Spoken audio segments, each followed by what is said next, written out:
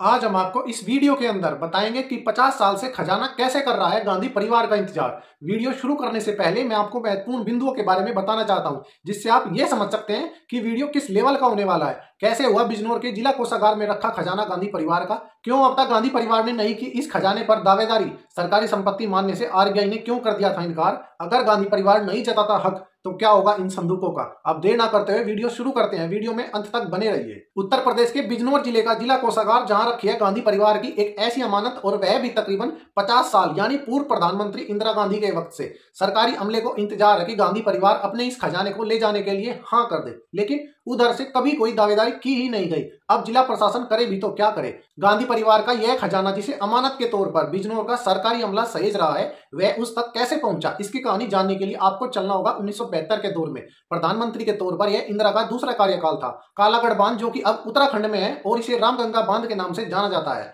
उसके काम का जायजा लेने के लिए वह बिजनौर पहुंचे थे।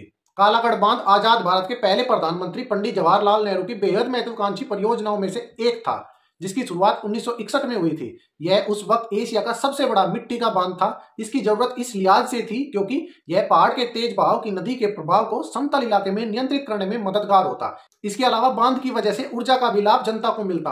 काम में देरी होता देख इंदिरा बिजनौर के सीमावर्ती क्षेत्र में पहुंची थी। परियोजना का एक हिस्सा बिजनौर जिले की सीमा के पास है।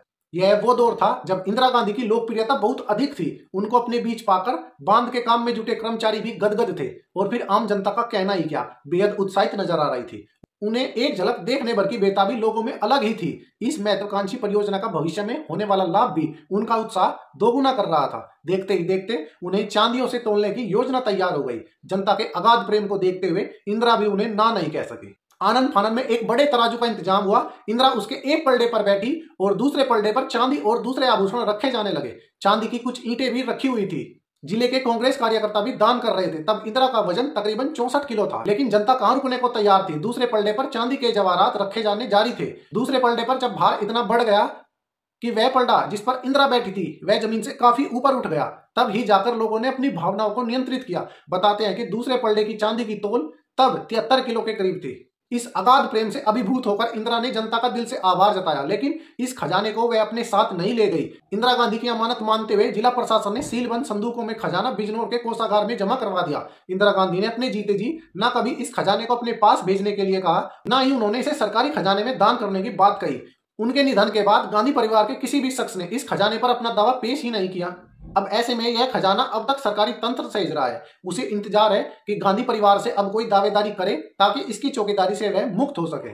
बिजनौर में मौजूदा समय में तैनात मुख्य कोषागार अधिकारी कहते हैं कि यह पूर्व प्रधानमंत्री इंदिरा गांधी की निजी संपत्ति है। इसे उनके परिवार के सदस्यों को ही दिया जा सकता है, लेकिन गांधी परिवार ने इतने साल में कभी इस पर अपना मालिकाना हक नहीं जताया। इस अमानत का क्या किया जाए यह जिले स्तर पर तय भी नहीं हो सकता। सरकार कोई स्पष्ट निर्देश दे तभी कोई रास्ता निकल सकता है। इस खजाने को निजी संपत्ति करार देने के पीछे जानकार बताते हैं कि प्रधानमंत्री या कोई बड़ा ओहदेदार जब भी किसी जगह जाता है तो उसे काफी कुछ भेंट किया जाता है। यह भेंट चूंकि व्यक्तिगत होती है, लिहाजा इसे सरकार की संपत्ति नहीं माना जा सकता। ऐसे में यह तोल भी सरकारी नहीं हो सकती। एक बार बिजनौर के जिला कोषागार ने रिजर्व बैंक को इस संबंध में पत्र भी लिखा कि इस खजाने को आरबीआई को ही सौंप दिया जाए, लेकिन तब रिजर्व बैंक ने इसे निजी संपत्ति बताते हुए लेने से इनकार कर दिया। जब से यह खजाना सीलबंद किया गया तब से इन संदूकों को खोला नहीं गया। हर साल संदूकों की जांच होती है, सिर्फ संदूकों की गिनती की जाती है, नया नंबर अलॉट होता है और फिर इंतजार होता है अगले साल तक। इसकी वजह है कि किसी की भी निजी संपत्ति 1 साल से ज्यादा जिला कोषागार में नहीं रखी जा सकती। क्योंकि संपत्ति के दावेदार आ नहीं रहे, सरकार से निर्देश मिल नहीं रहा, इसलिए हर साल नया नंबर अलॉट हो जाता है।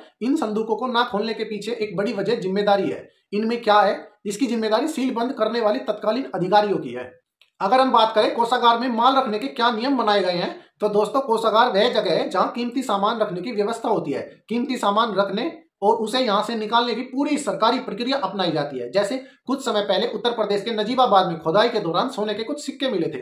फौरी तौर पर इन्हें कोषागार में रखवा दिया गया था। बाद में सरकार ने आदेश किया कि इन्हें लखनऊ भेज दिया जाए। आमतौर पर खुदाई में मिली ऐतिहासिक सामग्री या चुनाव के दौरान जब्त की गई संपत्ति कोषागार में रखवा दी जाती है। जब संपत्ति का मालिक उससे संबंधित कागजात दिखाता है तो जांच के बाद उसे सामान लौटा दिया जाता है। बिजनौर के मामले में दो ही सूरत हो सकती हैं, या तो सरकार अपने आदेश से इसे सरकारी संपदा मान ले या गांधी परिवार इस पर हक जताकर ले ले।